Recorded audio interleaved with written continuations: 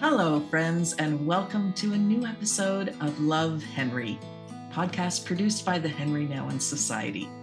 My name is Wendy Vanderwall Martin, and I'm part of the team that's committed to encouraging spiritual transformation through the legacy of contemporary spiritual master Henri Nouwen. Now, if you're new to Henri, I encourage you to go to our website, henrinouwen.org. Check out all of our resources, but especially look for our free daily meditations. We send them out by email, and every day you'll be reminded that you are a beloved child of God. Now, if you're a longtime lover of Henri, you'll enjoy that in this podcast, we're hearing from our guests how Henri impacted their lives. And I'm so excited today to be speaking to a longtime friend, Melinda Estabrooks, who I know has some wonderful stories from her own journey and also the way that Henri was part of her journey of faith and journey of healing and growing in an awareness that even as wounded healers, we have a calling and vocation to be an encouragement to others. So Melinda, welcome to the episode, and it's great to have you on the couch. Wendy, thank you so much. It's an honor and privilege. I've been wanting to chat with you for so long and love that I can be here, learn from you and more from Henri as I hear his letters. And I'm looking so forward to this conversation. Now, for those of you who don't know Melinda, let me just give you just a wee little bit of a snapshot. Her career spans over 20 years in broadcast, motivational speaking, and advocacy. So that's a wide spectrum as it is. In January of 2017, Melinda became the executive producer and the host of an incredible show called See, Hear, Love. Now, in the show notes, we'll have all the information about how you can access See, Hear, Love. Go back and watch past episodes. Look forward to new ones as they drop. But Melinda's hope and joy in life is to share her personal story of faith, grace, and redemption to women and to men all around the world. The show See, Hear, Love maybe especially draws an audience of women and encourages them to be courageous in the face of difficulties and trials. And this tagline, take note of it: today is not your forever. Melinda, I would love for you to share a little bit more about this passion project of yours, See, Hear, Love. It's something you've birthed, you imagined it, you saw it in your dreams, and now it's been several years in the running. How many episodes have you dropped? Oh, hundreds and hundreds of episodes, Wendy. We're going into our 10th season. I can't believe it. 10th season. 10th season. So 8 seasons on national television, podcast, but started 10 season, our first season online only as a web show. And it was that because as a Gen Xer, I was wanting to reach sort of the millennial next generation with stories about women who were resilient and courageous, living out their faith and working out their faith in their life. And I just found, Wendy, that there was sort of this hole, this gap in Canada for a safe place for women to have discussion around the couch, around the table, about things that really mattered to them. I mean, we're talking about me, especially coming out of very evangelical culture where we weren't able or felt safe to talk about things like shame, our grief and loss, our own depression, our mental, health struggles, blended family, being single, sexuality, autism, eating disorders. I mean, I could go on and on and on, celebrity church culture, all of those things. And so, for those who are entrepreneurs, it was like, I was terrified. I had no idea how to do this, but I really felt strongly that God was calling me to step in with courage into this place online and to create a show. Really difficult. You if you want to do something like this, you got to go all in and have the people around you to help you, and I did. But it's been a challenging but satisfying journey. And I've met so many incredible women and men. We did move into some men's conversations because men were saying, we're watching with our wives your show. And some of these topics about identity, men don't get to talk about. Would you consider opening up the conversation to men? So for a few seasons, when we had men's panel, and I was like, I'm just going to listen in. I'm not going to nag you. I'm going to just listen and hear what you have to say. And that was an incredible experience. So it has been a wonderful experience. And if I could just say this, the reason why it's called See, Hear, Love is that for the past 26 years, when I was speaking across Canada and around the world, every time I would finish speaking, men and women, youth, young people would come up to me, and the three things they would say to me at the core of their pain and angst were: number one, I don't feel seen. Like, people do not see me, Melinda. And it's not just the physical seeing, but I don't feel valued and beloved. I matter? I get passed by. I get, passed over. I'm not seen. The second thing they would say, I am not heard. It feels like my voice is not heard. I don't have agency to speak truth, to speak up about injustice, to share my story. I'm not heard. No one wants to listen to me. No one seems to care about my story, the narrative in which is truth. And then finally, Wendy, the last was love, which was the most heartbreaking when, women and men would come up to me and say, I don't feel love. I don't feel loved by my spouse or by my kids. I don't feel loved by God. I feel like I'm abandoned. And then deeply, um, what was deeply sad was when they said, and I just don't love myself. Mm. I'm not worthy. I'm not beloved. I don't think I matter. So the show title came from hearing hundreds of people say this over and over and over to me. And I said, all right, God, what should I call this show? And it was very obvious. It was like, See, Hear, Love, and tell people that they are seen, heard, and deeply loved by me. And so that's how it came to be. And here we are, 10 seasons later, 9 years later, still doing it across Canada, hearing the stories of women, deeply honest, deeply courageous, and amplifying diverse voices so that people don't feel alone. So that's really the gist of why I'm doing what I do. Yeah. Well, Mm-hmm. Melinda, I know you well enough, and I know some of your journey well enough to know why it was people felt safe enough to come to you with those three things. I don't Mm-hmm. feel seen. I don't feel heard. I don't feel loved. And so that kind of segues into this question about what Henri's impact has been on your life. Henri Nouwen, tell us a bit about your journey and where Henri intersected in that. And before a show called See, Hear, Love, Henri was inviting people into vulnerable places. He was gently exposing those things that cause us to not feel safe and was creating an environment in which people could risk and be honest and be truthful. So I know that Mm-hmm. there's an incredible dovetail between what Henri was all about and what you've become all about in your calling and your ministry and your vocation. Yes.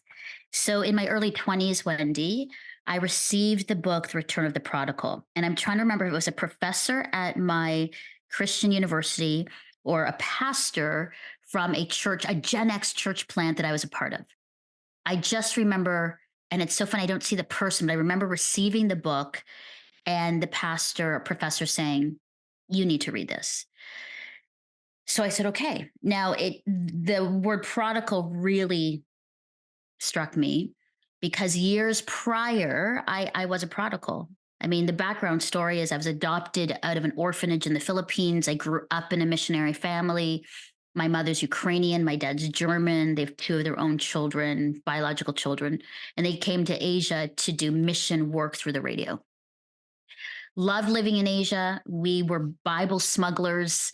We smuggled Bibles into communist countries. Our world was international, lots of missionaries, lots of pastors. And it was a very full, wonderful life in my childhood. A rich, flourishing, thriving, very Jesus centered, and felt very strong about who I was. I was an orphan and I was adopted, and I fully understood what it meant to have a new name and to be an Esther Brooks when I had no name. And in 1986, I came to Canada, and this is where things started to unravel. It was the first time that when I moved into an all white WASP neighborhood, Mm. for the first time ever, Wendy, I felt different. People were racist, bias, prejudice against me, the color of my skin, the gender that I was. I was a communicator and a leader, and so combine all of that in that time, and it wasn't good for a young girl. People didn't understand how to relate with me. People made assumptions that were very harmful and hurtful, and so because of that, I I felt not beloved, not worthy, not valued, and instead wanted to fill my life with things that could numb the pain of not feeling included or belonging. And so from 16 to about 21 years old, I said yes, I followed Jesus and I would go to church, but the rest of my life was in the clubs and drugs and drinking and men and escaping and lying constantly about my life and who I was. And if I could say, Wendy, I was really like a chameleon. I was like, I could be whoever you wanted me to be because that was safe and that was easy and I could belong if I was what you wanted me to be. So it was exhausting, difficult, and made so many brutal decisions that were very harmful to me physically and emotionally and spiritually. Was in abusive relationships, in sexually manipulative relationships, harming myself. It was really hard. Mm. And through just love of my father, love of community, found my way back. But when I received Henri's book, I was just coming back. I was still not sure about this, not sure about the church. Did God really love me? Would I be received home? And here I get a book that is all about homecoming, to come home. It's about the Father's love, to be loved as God's beloved. It was all about love, and it was all the things. And I even to this day, when I talk about, I was like through the book reading it, weeping through, because I could relate to the prodigal son, and a lot of the book gave me language about what I was going through and language about the significance of home and homecoming, which is what my soul desperately needed and actually desired.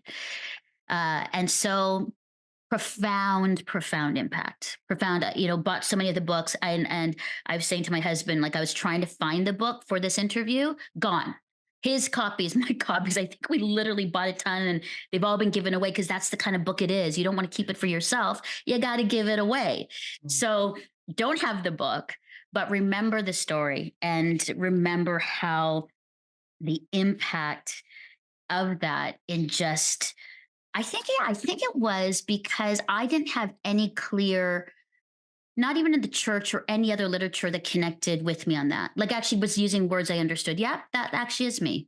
But it wasn't shaming me. It was sharing the story. And I was like, yeah, I was a part of that. That's me. I inserted myself in it and kind of felt it, like lived it. And then the homecoming and the father with his robes up running. It was a beautiful visual of how God, for the first time, really sensing how God comes after me, uh, pulls me and loves me, embraces me, even though I've done such a horrible things in my life.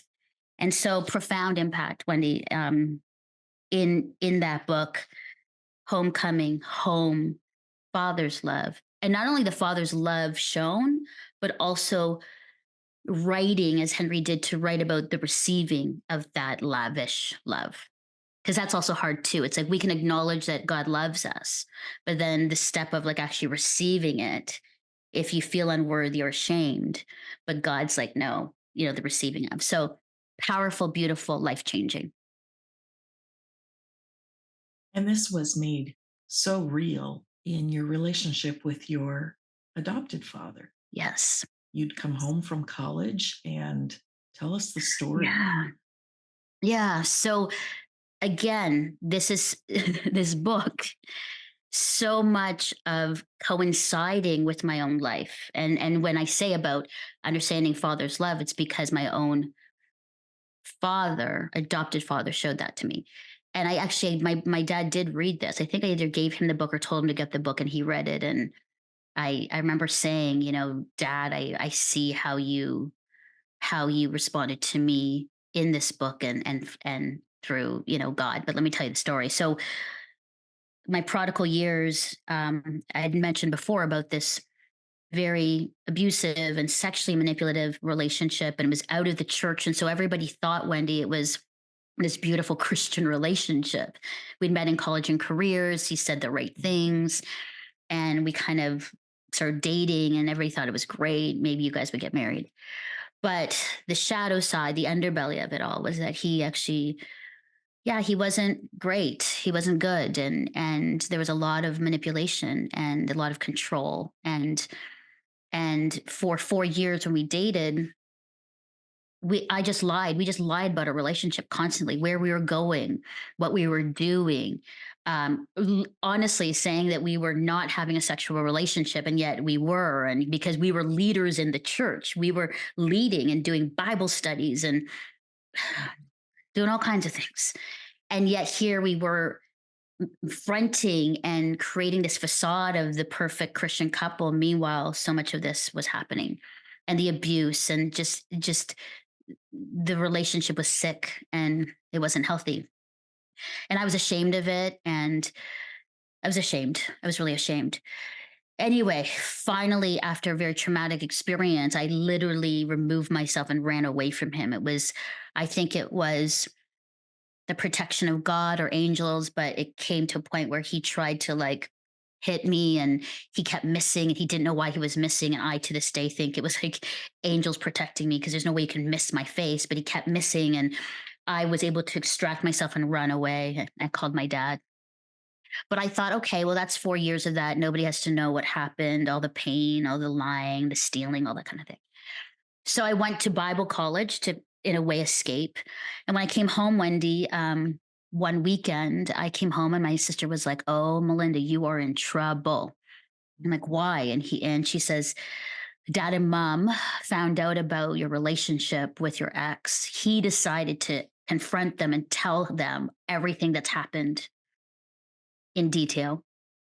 And for the past couple weeks, Dad has been crying and weeping for you and about you and all that you've gone through." And Wendy, I was horrified, mortified, because I'm like, it's all exposed. They know now. And my dad was like, I think, a deacon on the church. And I found out that other people in the church had started hearing. And so now I'm ashamed of what I'd done.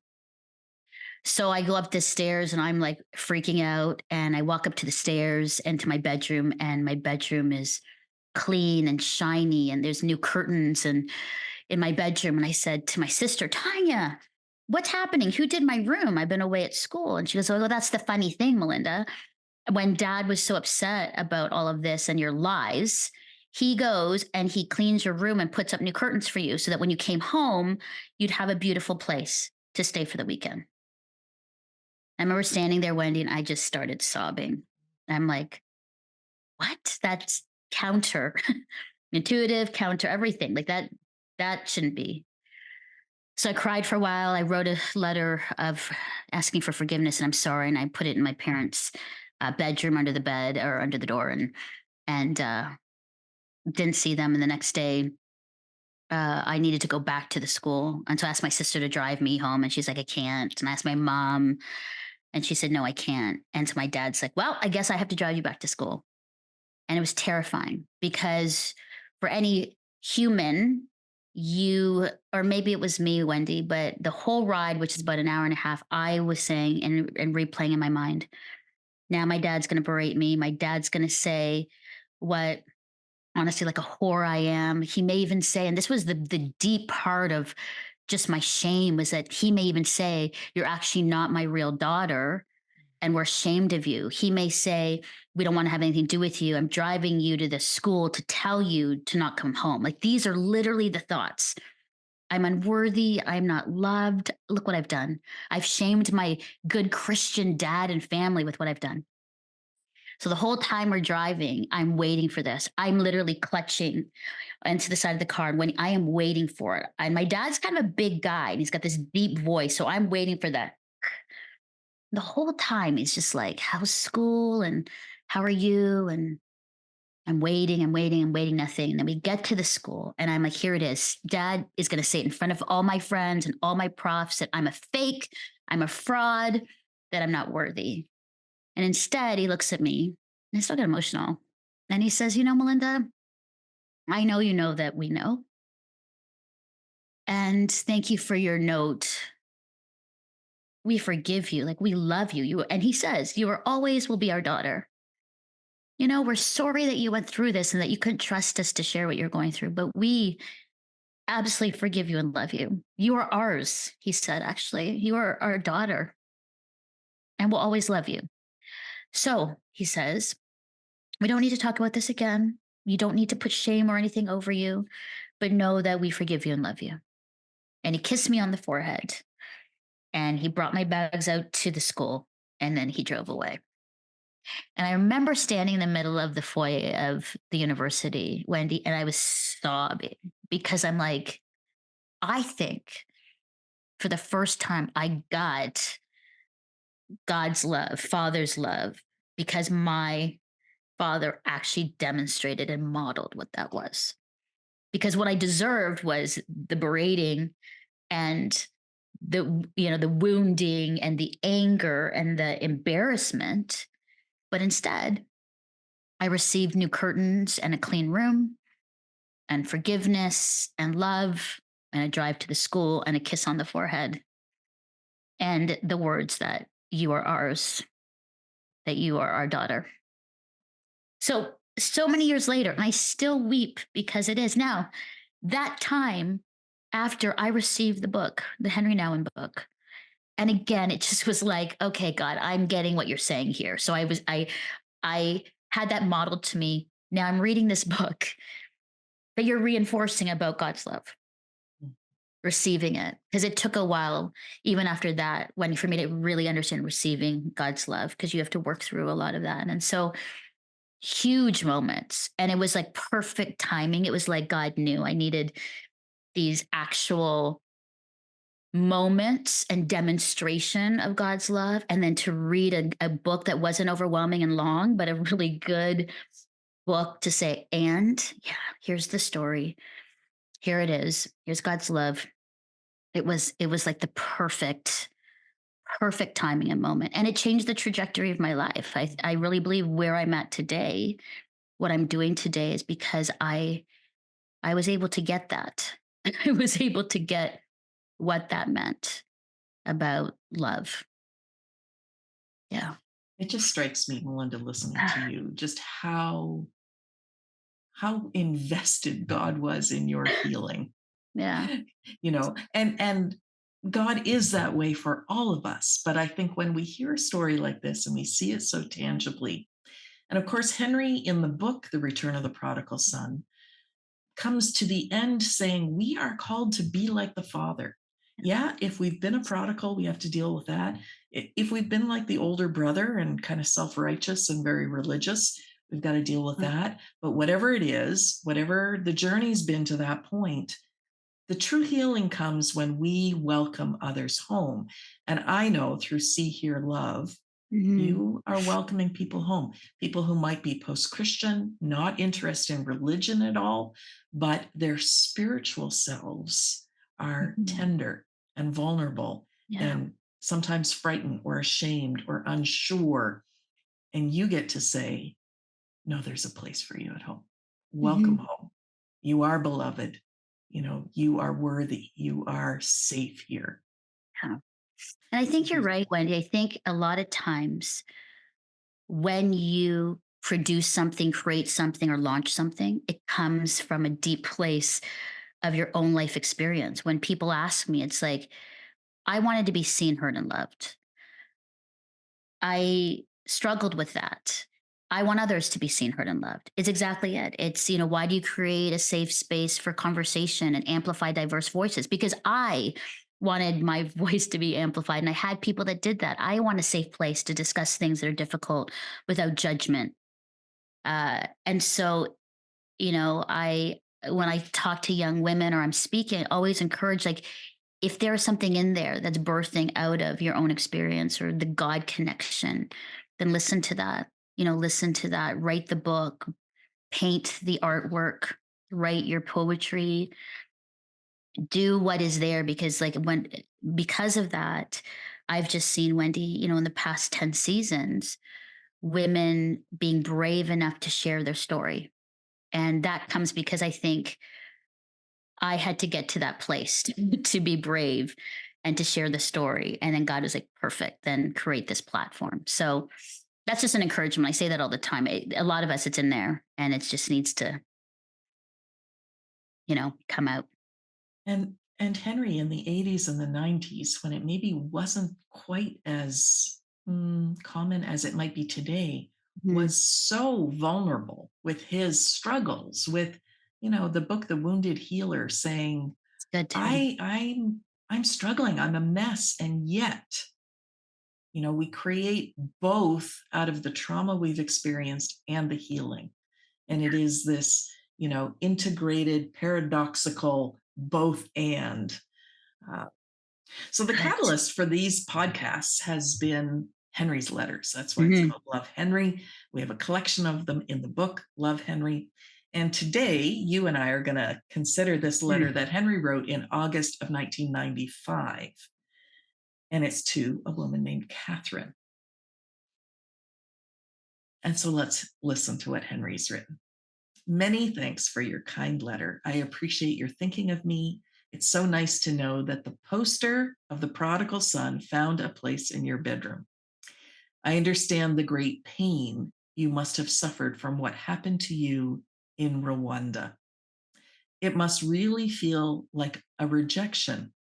And from my own experience, I know how deeply that can hurt. I pray for you that you will live through this pain faithfully and be able to unite yourself with the broken heart of Jesus. It will be a real struggle for you not to become bitter or resentful and to choose gratitude instead.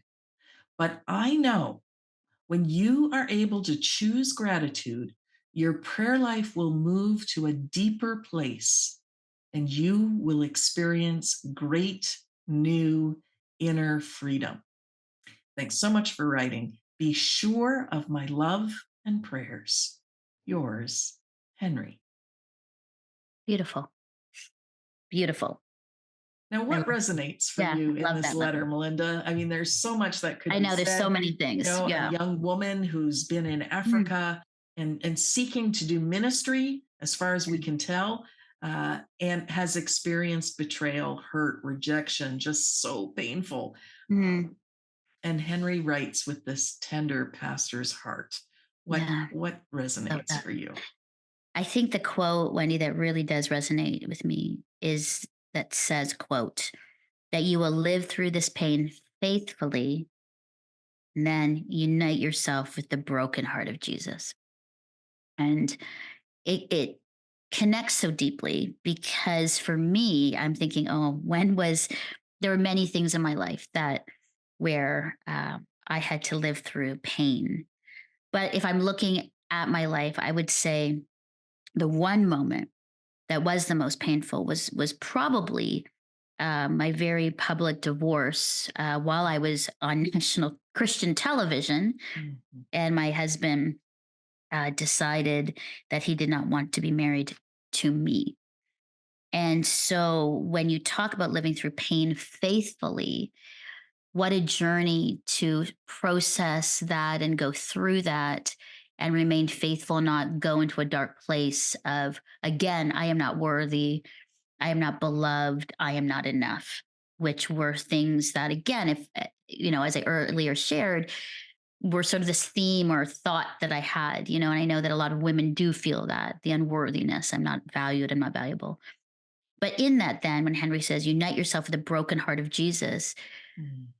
that's powerful because Jesus understood and felt new rejection from the ones he loved the most, from the people that he was with. And so I, that speaks so much to me because when I say the words rejection, abandonment, grief, and loss, that's Jesus and his life of being rejected and abandoned and understanding grief and loss himself. And so I really, that really sticks out to me, Wendy, that part. And I think, through pain faithfully, that's interesting because you're like, oh, I don't want to be faithful. And that's counter again. I don't want to be, to live through this pain faithfully. Well, that sounds awful, Henri. Like, Mhm. I want to live through pain very quickly. I want the pain to end soon. I don't want to go through pain. You know, he's saying, live through this pain faithfully. And in that, you will unite yourself with the broken heart of Jesus. It's beautiful. It's beautiful. And I get that. I understand that. And thankfully I did have a really great community, a really great therapist, a great doctor, a lot of great people who were there for me to help me walk through this pain faithfully and come out the other side. And, on another podcast, we can share that you, Wendy, were very much the key to me finding love again and finding my new husband, Chris, and a whole new life in that. And so, I think part of it is being faithful, Mhm. being open, doing the hard work. And then I think just with the broken heart of Jesus, that moves me because I understand broken heart, being Mhm. brokenhearted, and that's very tender, as you said before, like the broken Mhm. heart of Jesus. He knows because his heart was broken and hurt.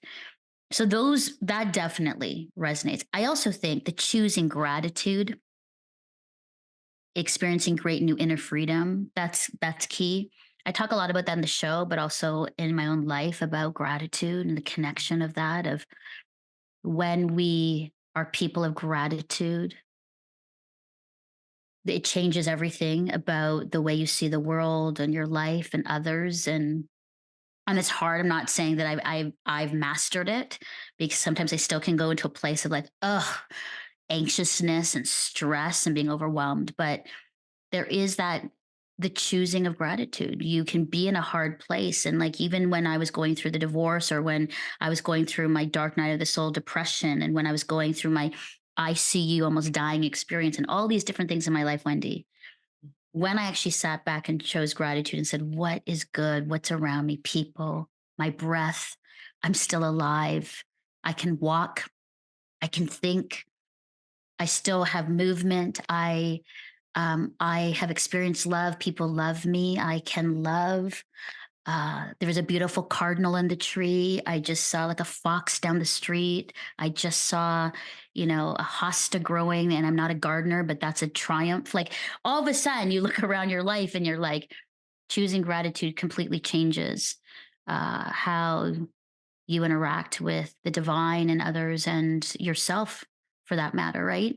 And so that's really key. And what Henri says too, there's so many good things about the choosing gratitude. And it actually then creates inner freedom. You're not bound and locked by grief and rejection and abandonment. You're actually free because here you are looking outside of yourself and going, wow, it is good. It is good. And I can get through this one day at a time because earlier, like you said, today is not your forever. And that's also part of this tagline that I lived by, that when I was going through my divorce, my girlfriend, Marcia, was sitting on the floor with me, and I was folding my clothes as I had to move out of the house. And I was in a fetal position and I couldn't fold. So I collapsed on the ground, and I couldn't do it. I'm like, what has happened to my life? And very publicly, because, being on national television and people were asking, we are part of the church and all that. And she came over and she rubbed my head and she's like, Melinda, and she's saying, you know, a, a hymn over me. And then she looked at me, she says, God has never left you or forsaken you, even if your husband has. And I want to remind you that today is not your forever. You here in the fetal position is not necessarily you in a fetal position tomorrow or next week. So you have a choice. You can get up, you can cry, but you can also get up, start folding your clothes, and get out of the house and start living your life. And I'll never forget that, Wendy. Today is not your forever became this sort of like, kind of like motto, anthem, just this truth that I actually literally through counseling and my journaling, like would write it at the top of my pages. So today, if today is not my forever, what am I going to do today? And a lot of it was, what can I be grateful for? Or what am I going to do that's going to be a positive thing for me? Even if it's little, like have a shower, Mm. walk outside of your house and get some sun on your face. I mean, that, and when people are depressed or understand that those are big things when you're going through that. And that's Mhm. what it took. Again, that's what it took for me in some of these crises in my life to get where I am today. So I appreciate that letter in so many ways that he wrote. He aligns himself and understands, which is so deeply what people want so much. Like, I understand you and I hear you, but be faithful and then you'll be united with Jesus and very tenderly. And then it's like, and choose gratitude. It's also like a beautiful kind of mentoring, pastoral shepherding thing of like, okay, and also choose gratitude because it will bring you inner freedom. And so let's go. Like it's Mhm. beautiful. It's a great letter.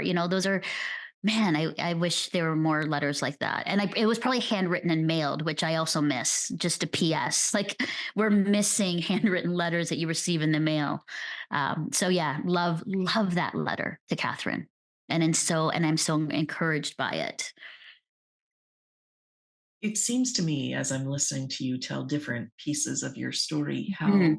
critical relationships and truly community have been. I've had this refrain running in my head, it takes a village for us to heal. It takes a village when we have these deep, deep, deep seated roots of abandonment and rejection that then make it mm, it just flavors how we walk through life. I'm not adopted, but my mother died when I was 16 months old, and I have no memories of her. And so I think some of the experiences of children who've been adopted, who don't know where their birth parents are or who they are, whether they're like them, and that's another Mhm. story that you have, but um, that root of rejection, how God is so delighted to heal us of that and will put people in our lives and books in our lives and people like Henri Nouwen in our lives and experiences where people come to us with both tenderness Mhm. and they challenge us to step up to form our character. Henri says in the letter, like, it'll be hard, but don't become bitter or resentful. Yeah. Don't let your character fall down to the level of what was done to you, Yeah. but step up into the gratitude that brings you an inner healing and an inner freedom. Mhm. Um, and I'm sure that Catherine wasn't trying to do this by herself. I'm sure that there were others, now that she's gone from Rwanda, presumably back in her home country, people who love her and people who can say, with tenderness, step up now. Step Mhm. up into who you truly are. Community is part of what you're doing through See Hear Love. Tell us a bit Mhm. more about that. How do people connect with each other through the Yeah. show and through the Yeah. events you do? And how do you see that experience of community really help people to step into that inner freedom? I love that question. It's a great question, Wendy. I think, um, as you're talking about this, and we had talked earlier about this, the mission of Sea Love is to create a safe space of belonging. Mhm. And when I think about that, it's like, how have we created that? And because exactly what you said, I've gone through so much of it and I've needed community to help me through it. Then it was like, how am I going to create community on this larger platform for women? And so I think some of the key things, I'm just going to list some things. 'Cause I wrote some things down because I was like, what does it take? How do we create that community? So I think we are a community that listens. I think listening is really key. So many people are talked at, are entertained, uh, Mhm. but to actually know that there's a community that listens and will sit and be present and listen has been really big. It's like the number one. People are like, thank you for listening. Mhm. Thank you for providing the space and your full attention to me. It's big, and we take that for granted, but it's actually quite sacred to be the priority and focus of someone's attention.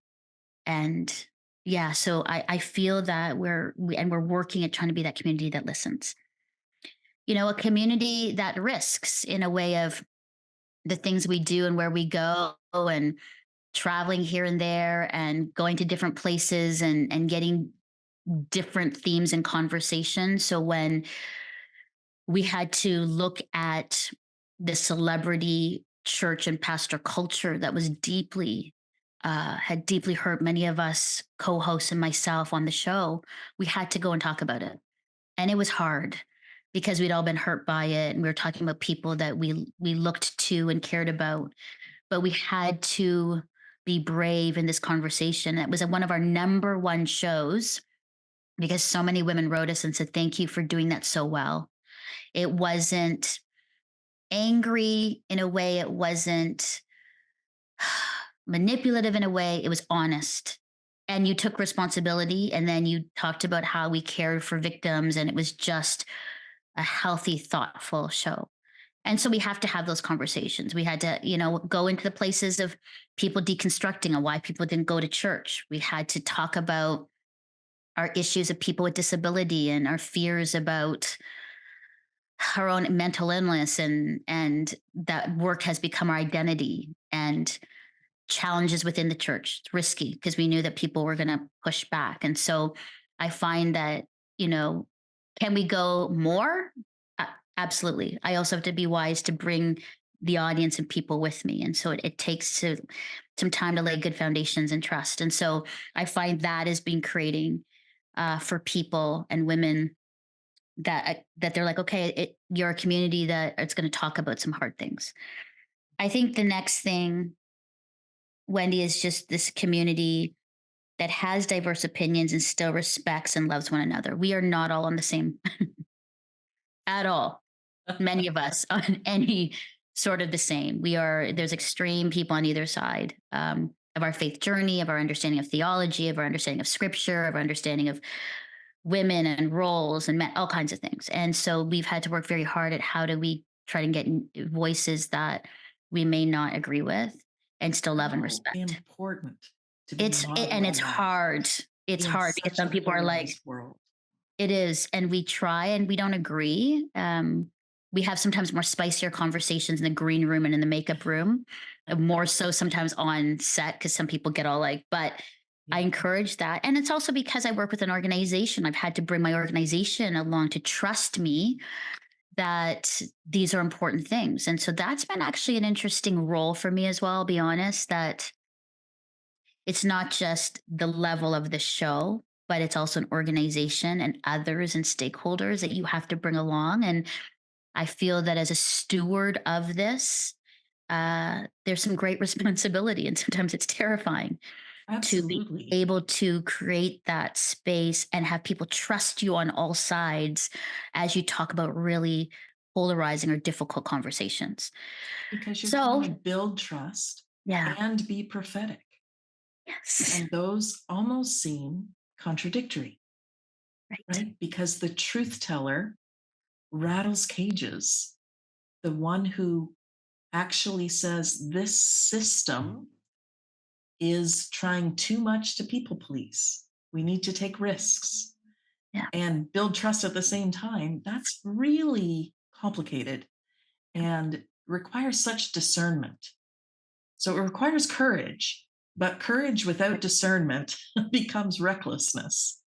It's And good. so, Yeah. we need both. And I just commend you for trying to understand what is mine to do. in this milieu of being part of a larger system of faith-based media and trying to lead your show with integrity and courage and prophetic wisdom. Hats off, Melinda. That's not an easy journey to walk. Thank you. Thanks, Wendy. I appreciate that. And then I think finally, two last things is that we're a community that invites and notices when you're not there, and the focus on the invitation. So you're not there. Wait, the invitation needs to be sent to you. And then when you do come, then you hang out with us and you're a part of it. And that's been an interesting journey. You know, for many years I had a strong distrust towards women. I didn't, it was difficult to navigate, you know, girlfriend relationships. So I've worked really hard to try to figure that out and open up my circles of community for women and gatherings. And so as I've listened to many of them, I've realized that many women aren't invited.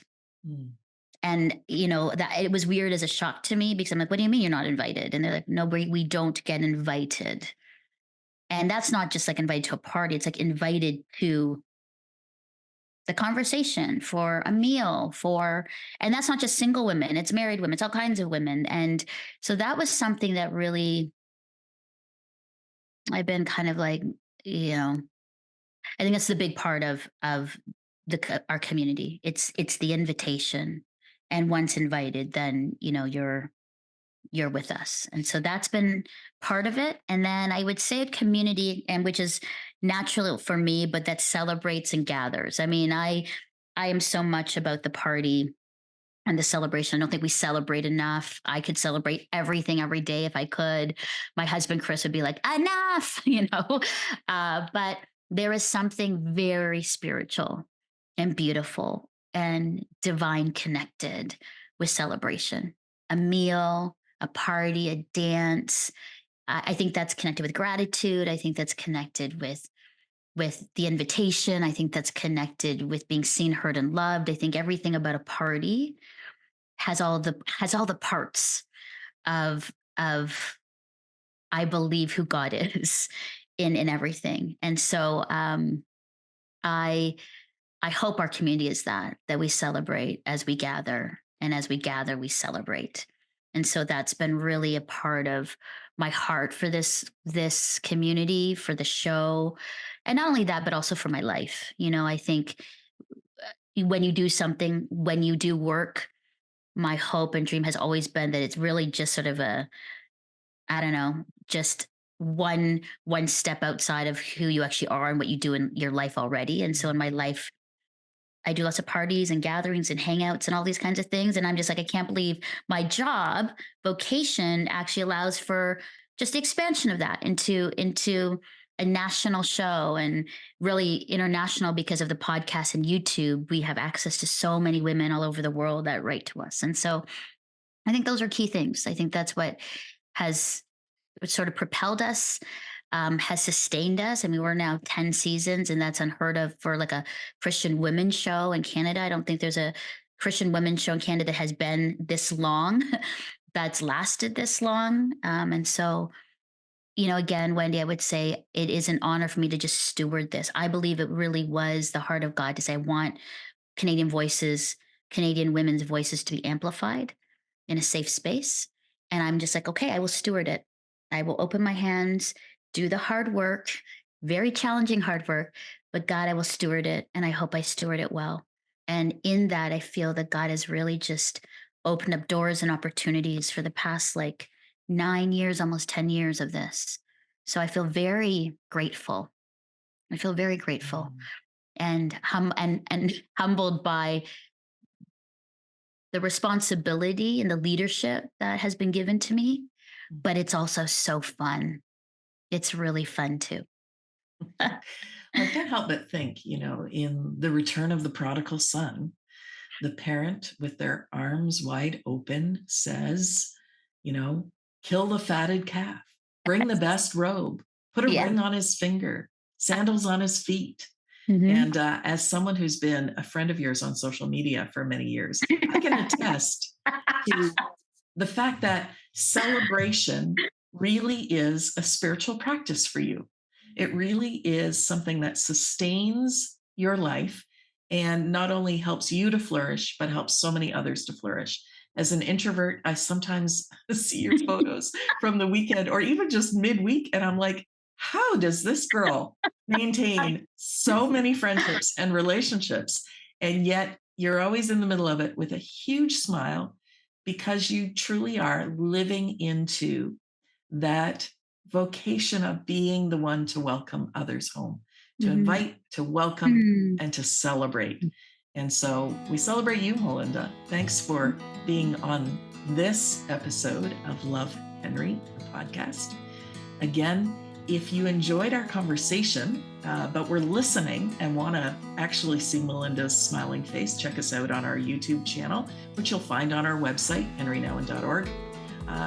And please give us a thumbs up, share a good review. But even more importantly, if you know of someone in your life who needs some of Melinda's infectious joy, then share it with your family, with your friends. Check out See, Hear, Love. Again, those links will all be in the show notes. And as we leave you today, and maybe you're mulling over some of Melinda's story, or you're feeling like, hey, I don't feel very seen, I don't feel very heard, I don't feel very loved. We want you to leave this conversation never ever forgetting that the one who created the entire universe calls you beloved. Thanks for being with us.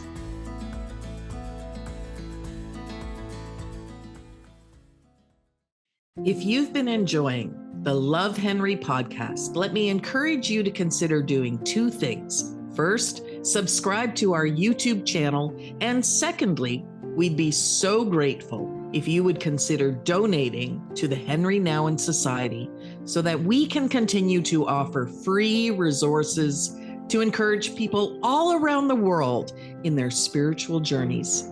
Head over to henrynouwen.org to subscribe and donate today.